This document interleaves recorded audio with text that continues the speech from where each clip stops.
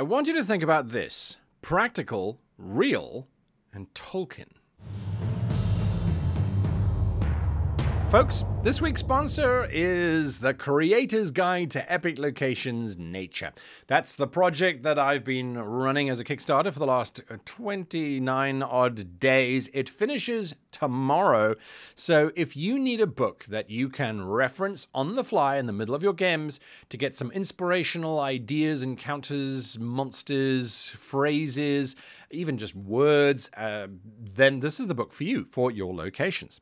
As a result of unlocking so many of our stretch goals, we now include things for, well, what does a forest in the Hells look like? Or what is a swamp in the Shadow Realms? What does that look like? Is it different from a swamp that's in, say, the Fey environment? You still have an opportunity for the next 24 hours or so to get in on this Kickstarter before it closes tomorrow, so I strongly suggest that you do that if you are the sort who needs some support, some help, and some inspiration when it comes to creating amazing locations for your game. Hello and welcome to this week's episode of How to Be a Great GM. My name is Guy, and we're looking at designing battle maps. This is one of the last chapters from the book, The Practical Guide to Becoming a Great GM. And what makes a great battle map? What makes a great location? And, well, of course, there is a Kickstarter that's finishing very, very, very, very soon. If you haven't seen the sponsor video, well, go and check it out if you're interested in learning more about this for natural locations. So when we look at a location, those three words that I asked you to think about, well, the very first one is practical. Now, practical is something that I think is difficult for a lot of us in terms of designing these locations. Generally speaking, fantasy maps, fantasy battle maps, and science fiction battle maps, but fantasy battle maps predominantly, suffer from being completely and utterly impractical. We don't think about these structures as something that has been built for a function. We think about these structures as being a battlefield.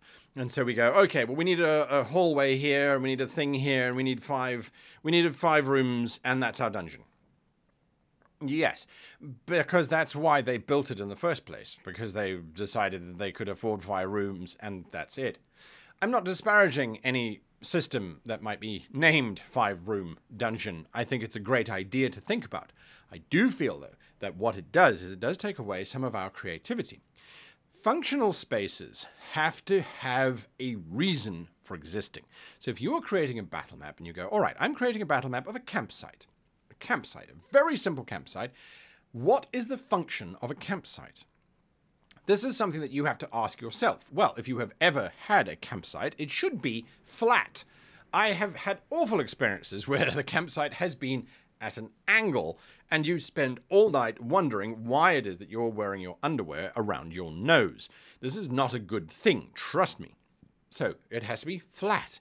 It has to have some kind of water nearby. If you are old school and drink fresh water from rivers and streams and things, which I don't recommend you do in most countries of the world. But we're talking about fantasy worlds, so a fresh stream nearby is always very useful, very practical, but not so that it's a bog or a marsh. We don't want anything along those lines.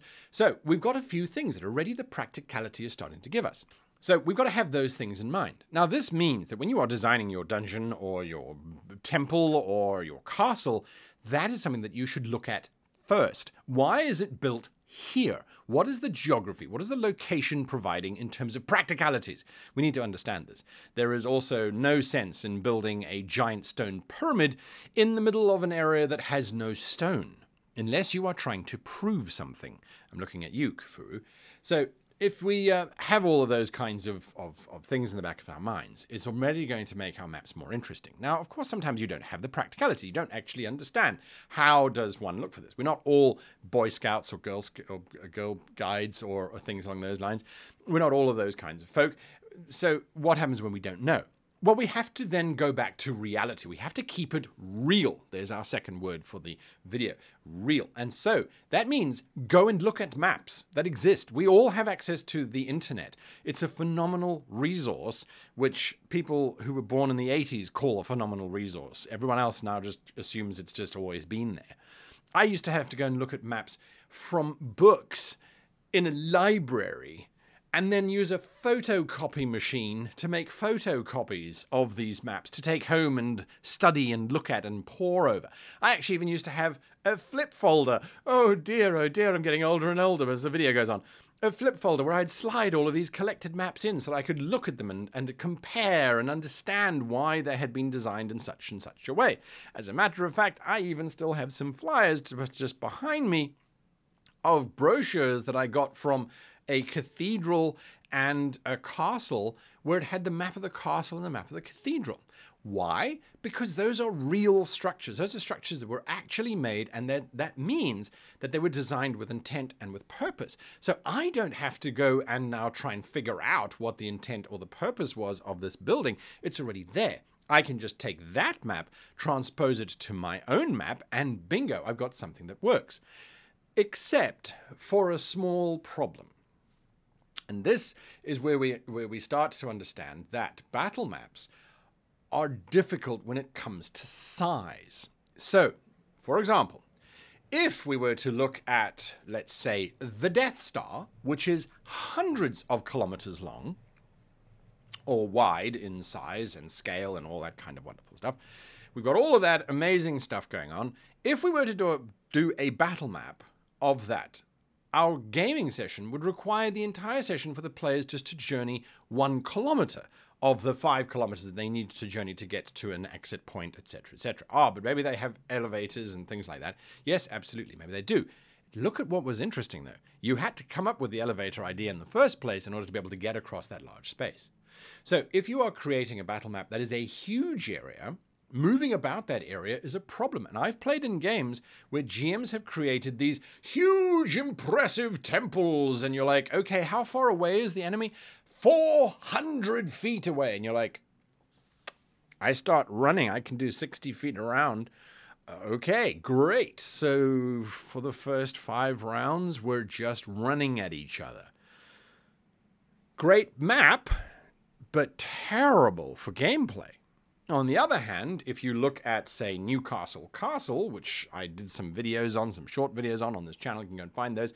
You look at the map that they have there and you're like, but this room is only 5 foot wide by 7 foot long. This is not a bedroom. Well, it is according to medieval standards because they didn't have unlimited resources to build these mega rooms. So by sticking to reality, you have 2 problems. Either it's too big and it takes too long to cover, or it's too small and it's not actually functional for the mechanical requirements of the rule system. So what you need to do is you take your real maps, you take your functional locations, you take your requirements of the location, and then you Tolkienize it. You take it to the Tolkien level. Now, the Tolkien level is you have these mega cities like Minas Tirith, which is surrounded by a giant wall, and everybody lives inside, and there's no one living on the outside, and it's all very self-contained and very neat, thank you very much. It's also huge, but at the same time, people can get around it relatively quickly because they have the speed of plot. So we have certain locations which we create, which will have a specific battle that takes place and that occurs for that specific location. But the entirety of the location, if it's a big location, you keep as a bit of a mystery. You sort of hand wave it. At least that's my advice to you, is that, yes, it is the mega temple, but the battle map that I have drawn is the central dais, which happens to be 200 feet by 200 feet. Personally, I think if you're making battle maps that have got more than 300-foot square territory, I think you're creating something that's too big. It's not going to be useful to you. Characters on one side can't really do anything to characters on the other side.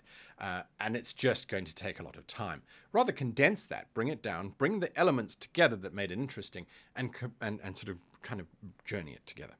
Now, from a Tolkien perspective, not only are we going to be looking at hand-waving plot narrative, it's like, oh, well, in one book it takes you months to get across, and another it takes you a chapter. We're not going to worry about it too much from that perspective. That's helpful. That's a guide on how to do it. The other thing that we're going to take away from Tolkien is that every battle map needs to have a beginning, a middle, and an end. We need to have that kind of journey. And the beginning literally could be you open the doors to the grand temple.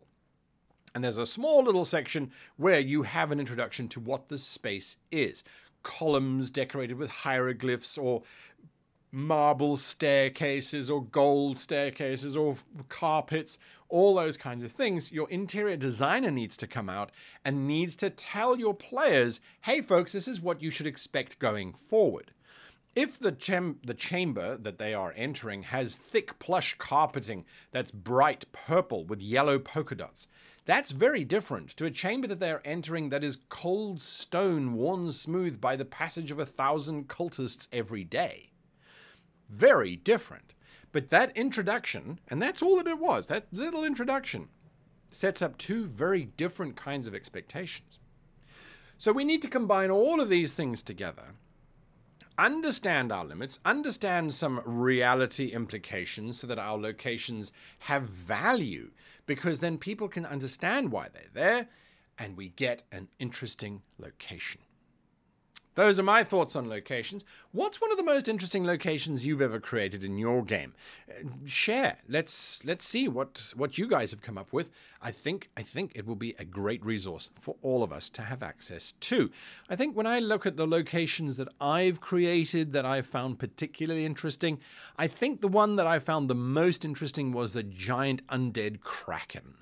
That was a location that I had a lot of fun creating. It was the body of the kraken. The characters had to move around on the actual body itself, and there were valves and things that could open up, and there were some creatures that they had to fight. I had to modify it for the actual game itself because the party had split up. I didn't expect that, and that sort of thing. But I think that was probably the more interesting location that I've made recently anyway.